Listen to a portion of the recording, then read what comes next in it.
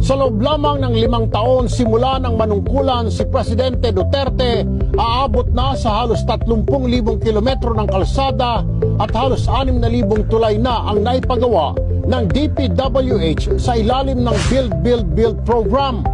Aabot naman sa mahigit 200 airport at halos 500 seaport projects ang natapos ng DOTR.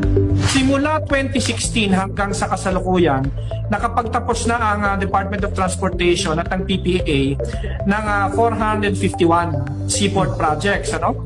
Malaki at maliit ito. Ang pinagmamalaki natin dyan, unang-una yung ating itinayong bagong passenger terminal building sa Cagayan de Oro, na kung saan ay ito ay magagamit ng 3,000 pasahero at any given time.